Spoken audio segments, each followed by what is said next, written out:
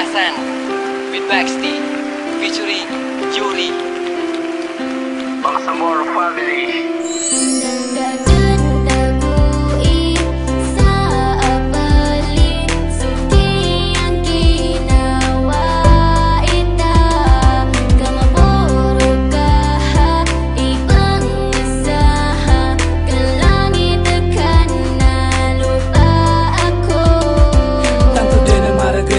Nating karakan kumaresiba kan sa mga surat tago tawag karakan na tanto din kay sakitan di ginawa ko nan dahil sa pag-ibig ko sa iyo ngayon ako'y bigo at bakit ba nang ikaw ang makilala mata ko'y naging bulag sa katulad mong babae na walang alam kundi mabulag na lalaki pagkatapos iiwan na walang paalam at sasabihin di na kita kailangan nyo lilangakan na mataida manisan ba't mo ko nagawang iwanan sa gitna ng kawalan binigay naman lahat para sa ginawang ka at ginawa ka na ipla lang pararaka na inutok ko din sa bali so people sa deanta api pusa din nilang nasa tabi mga pero sana da kung katumali sa pasag ka yang unutan na ka so kabayaw mga lakas kakainawaan ako ka.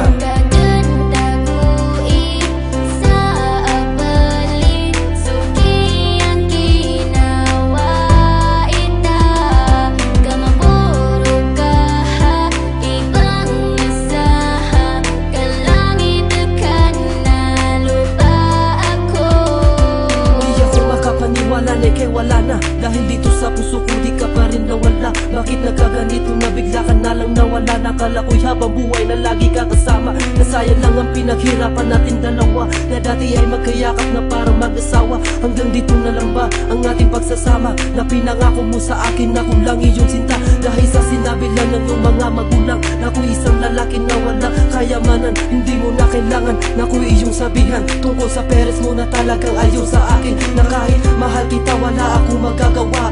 Kahirap tanggapin, masakit man sa damdamin. Ito na yung huli ko, pasasalamat. Patawarin mo kung hindi tayo karapat-dapat.